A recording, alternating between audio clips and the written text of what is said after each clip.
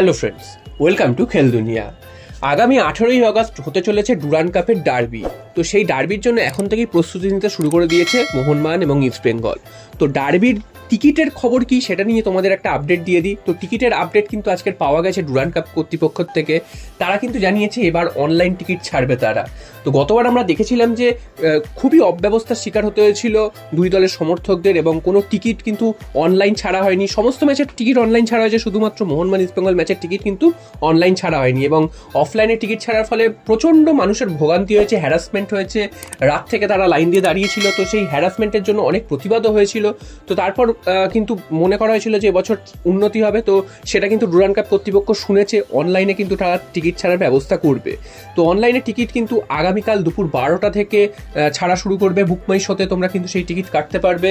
তো 12টার সময় window open হবে, তখন থেকে তোমরা বসে পড়ো, কারণ কতক্ষণ টিকিট থাকবে সেটাও কিন্তু একটা ভাবার বিষয়। কারণ তোমরা দেখেছো যে আইএসএল এর টিকিট অনলাইনে ছাড়ার পরও, আইএসএল ফাইনালের টিকিট অনলাইনে ছাড়ার পরেও কিন্তু মিনিট 5-10 মধ্যেই সমস্ত টিকিট সোল্ড আউট হয়ে গেছিল।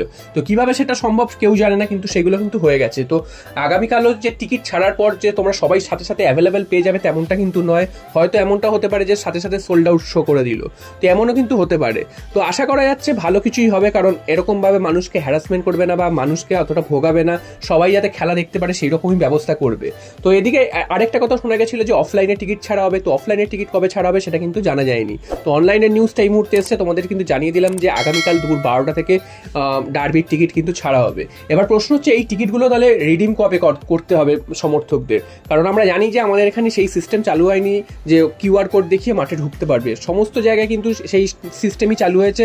তো এখানে কিন্তু সেই পুরনো সিস্টেমই রয়েছে যে টিকিট অনলাইনে কাটার পর জিএসটি দিয়ে কাটবে, বিভিন্ন কনভেনিয়েন্স ফি নেবে, তারপরেও কিন্তু সেই টিকিট তুলতে গাড়ি ভাড়া করে মানুষকে যেতে হবে মাঠে বা বিভিন্ন ক্লাবে গিয়ে সেই টিকিট তুলে আনতে হবে। তো এবারও কিন্তু সেই সিস্টেমই করেছে তারা। তবে এবার টিকিট তোলার ডেট কিন্তু 3 দিন ধার্য করেছে, অর্থাৎ আগামীকাল থেকে টিকিট দেওয়া শুরু হলেও 11, 12, 13 এই 3টে দিন কিন্তু মোহনবাগান এবং ইস্ট বেঙ্গল ক্লাব থেকে দুই দলের সমর্থকরা কিন্তু টিকিট তুলতে পারবে। আর কোনো কিন্তু টিকিট তোলার দিন তারা ধার্য করেনি, এবং কি ম্যাচ ডেট দিন কিন্তু কোনো রকম টিকিট দেওয়া হবে না। তো এই 3 দিনের মধ্যে কিন্তু সবাইকে টিকিট তুলে নিতে হবে যারা যারা অনলাইনে টিকিট কাটবে বা যাবে। তো দেখা যাক কতটা ঠিকঠাকভাবে পরিচালনা করতে পারে এই টিকিটিং ব্যবস্থাটাকে, কালকের থেকেই সেটা বোঝা যাবে। এরপর চলে আসি অন্য একটা খবর, সেটা হচ্ছে আনোয়ার আলীর কেস। আনোয়ার আলীর শুনানি তোমরা জানো যে হেয়ারিং রয়েছে কালকের। যে কেসটা নিয়ে এত জলঘোলা হয়েছে সেই হেয়ারিং কিন্তু কালকের।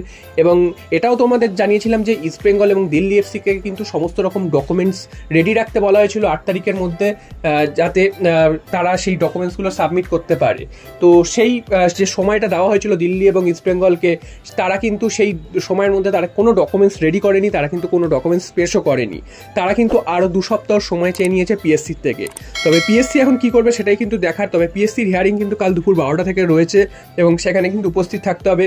তো মোহনবাগান কিন্তু এখানে একটা সুযোগ পেয়ে গেছে এটা বলার যে ইস্ট বেঙ্গল এবং দিল্লি এফসি ভয় পাচ্ছে, কারণ এতদিন সময় পেয়েছে তারপরেও কেন তারা সঠিকভাবে ডকুমেন্টস জোগাড় করতে পারেনি বা ডকুমেন্টস দেয়নি। তো এটা কিন্তু একটা সত্যি একটা ভাবার বিষয়, কারণ ইস্ট বেঙ্গল এবং দিল্লি এফসি এত দাবি করে আসছিল যে তাদের প্লেয়ার তারা সই করিয়ে নিয়েছে, মোহনবাগান জোর করে আটকে রাখছে। আনোয়ার আলীও দাবি করছিল যে তিনি ইস্ট বেঙ্গলে খেলতে চান। তো এত কিছুর পরেও কেন এখনো অবধি তারা সমস্ত কিছু ডকুমেন্টস রেডি করতে পারেনি, এটাও কিন্তু একটা প্রশ্নের বিষয়। এবং কেন এখনো 2 সপ্তাহ সময় চাইছে ইস্ট বেঙ্গল এবং দিল্লি এফসি, এটাও কিন্তু ভাবতে হবে। তবে এটা কিন্তু যদি সত্যি ইস্ট বেঙ্গল ভুল করে থাকে তাহলে কিন্তু বলতে হবে যে একটা প্রফেশনাল ক্লাব হিসাবে এই ধরনের কাজকর্ম করা কিন্তু উচিত না, কারণ এতে কিন্তু ক্লাবের মান সম্মান নষ্ট হয় এবং সমর্থকদেরও মান সম্মান কিন্তু নষ্ট হয়। তো দেখা যাক শেষ পর্যন্ত কালকের হেয়ারিংয়ে কি হয়। তবে যতদূর মনে করা হচ্ছে আনোয়ার আলীর কেসে কিন্তু মোহনবাগানই এখনও অবধি এগিয়ে রয়েছে। এরপর পিএসসি যেটা ডিসিশন নেবে সেটা কিন্তু সময়ের সাথে সাথেই সবাই জানতে পারবে। তো অন্যান্য সমস্ত দিক বিচার করে কিন্তু এখনও অবধি মোহনবাগানই এই কেসে এগিয়ে রয়েছে এবং মোহনবাগানেরই জেতার সম্ভাবনা প্রবল।